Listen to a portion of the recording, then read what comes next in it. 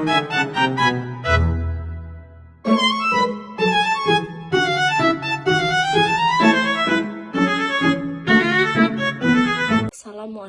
warahmatullahi wabarakatuh. Perkenalkan, nama saya Gita Ramadhani. Saya dari kelas A107 dengan NIM 24320213. Kali ini saya akan membuat video pelajaran dasar-dasar logika tentang penjelasan apa itu stoikisme.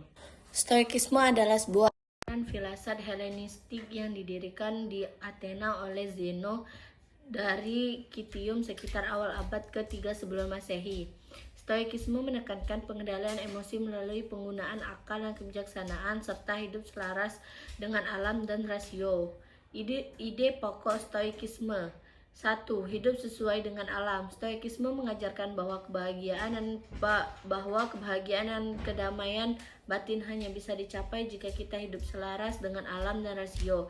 Alam dianggap rasional dan teratur, sehingga manusia sebagai makhluk yang memiliki akal seharusnya mengikuti hukum alam tersebut.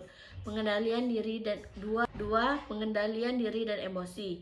Stoik mengajarkan bahwa kita tidak bisa mengendalikan peristiwa eksternal, tapi kita bisa mengendalikan reaksi dengan sikap kita terhadap peristiwa itu. Oleh karena itu, emosi negatif sebagai kemarahan, ketakutan, dan kesedihan dianggap akibat dari penilaian yang keliru terhadap kenyataan.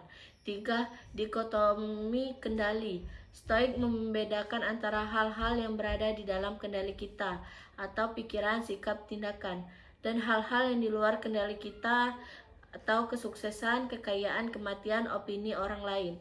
Fokuslah hanya pada hal-hal yang dalam kendali kita supaya hidup lebih tenang. Kebijaksanaan dan kebajikan. Kebahagiaan sejati diperoleh dari kebijakan atau arete dan kebijaksanaan Sofia. Kebahagiaan seperti keberanian, keadilan, pengendalian diri, dan kebijaksanaan adalah tujuan utama hidup. 2. Prinsip-prinsip utama. Kebijakan sebagai tujuan utama. Kebijakan yang mencakup kebijaksanaan, keberanian, keadilan, dan pengendalian diri dianggap sebagai satu-satunya hal yang benar-benar baik dan sumber kebahagiaan sejati. Penerimaan terhadap hal-hal yang tidak dapat dikendalikan. Stoikisme mengerjakan bahwa kita harus menerima situasi yang berada di luar kendali kita, seperti kematian atau pendapat orang lain, dan fokus pada bagaimana kita meresponnya. Rasionalitas menggunakan akal dan logika untuk memahami dunia serta mengatasi emosi negatif. Stoik percaya bahwa dengan berpikir rasional, kita dapat mencapai ketenangan batin. Pengendalian emosi. Emosi negatif seringkali muncul dari penilaian yang keliru. Dengan pengubahan cara berpikir, kita dapat mengubah respon emosional kita. Kesadaran diri. Praktik refleksi diri dan meditasi dianjurkan sebagai memahami dan memperbaiki diri. Tokoh-tokoh terkenal. Zeno dari Kitium, pendirian aliran yang mengembangkan konsep dasar stoikisme. Seneca, filsuf Romawi yang menulis banyak karya tentang etika dan kehidupan stoik. Epictetus, seorang mantan budak yang menjadi filsuf dan mengajarkan pentingnya kebebasan yang kendali sendiri. Marcus Aurelius, Kaisar Romawi yang menulis meditasi yang berisi pemikirannya dan refleksi pribadi tentang stoikisme.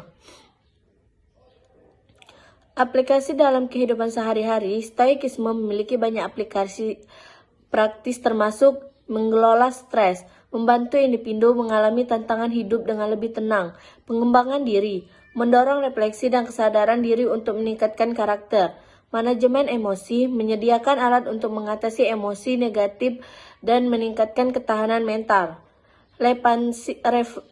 Relevansi modern. Stoikisme telah diadopsi dalam psikologi positif dan terapi kognitif, menawarkan pendekatan untuk mengatasi kecemasan dan stres. Prinsip-prinsipnya membantu individu menemukan makna dan tujuan hidup di tengah kesulitan. Pengaruh Stoikisme. Stoikisme mempengaruhi banyak bidang dari etika pribadi, psikologi modern atau seperti terapi kognitif, hingga kepemimpinan dan manajemen stres. Stoikisme juga tetap relevan dalam filsafat kontemporer dan praktik hidup minimalis. Kesimpulannya adalah Stoikisme adalah filosofi praktis yang mengajarkan kita untuk hidup dengan kebijaksanaan dan tenang, mengendalikan emosi negatif, menerima apa yang tidak bisa diubah, dan fokus pada pengembangan diri melalui kebajikan dan rasio. Dengan cara ini, Stoikisme menawarkan panduan hidup yang tahan uji waktu. Sekian video dari saya akhiri. Wassalamualaikum warahmatullahi wabarakatuh.